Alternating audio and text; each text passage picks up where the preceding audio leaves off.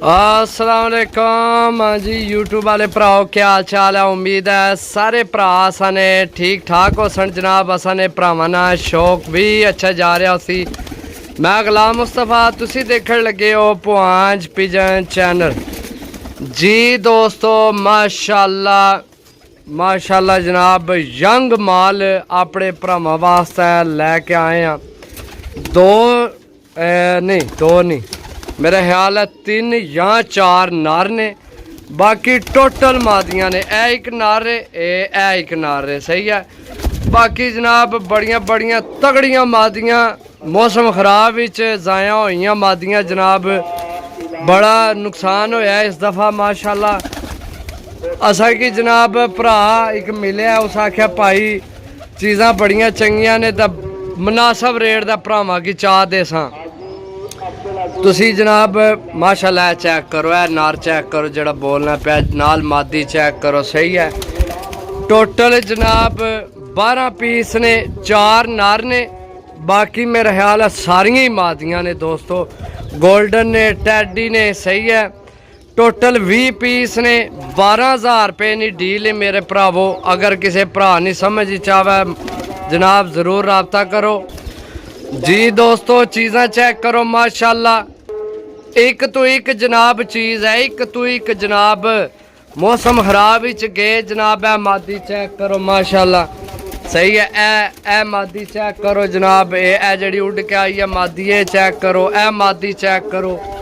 ए जनाब 4-5 ए मादी माशाल्लाह चेक करो। बड़ियां तगड़ियां चीज़ां ने। ए नारे ए ला सुइयां टिक्का ला सही है माशाल्लाह। चीज़ां चेक करो दोस्तों सही है।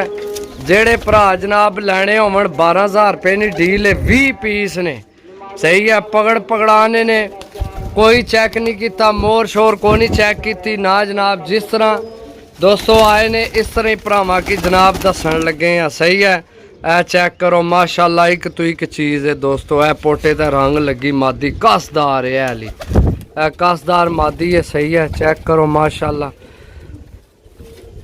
जी दोस्तों कोशिश अपनी यही होनी है हमेशा अच्छी चीज़ तो मुनासिब रेट तो लैके आविए सही है। ए चेक करो अमृतसरी मादी चेक करो माशाल्लाह। चेक करो जनाब। टोटल जनाब टोटल पीस ने 20, 4 की नार ने, बाकी टोटल मेरा ख्याल है मादियाँ ने सारियाँ। 19 भी फर्क हो सकता ना। मैं केड़ा जनाब जोड़े ला के आंदे समझो। 20 पीस ने। 12,000 रुपये नी डील है। 600 रुपये पर तकरीबन 600 रुपये पर पैने ने सही है।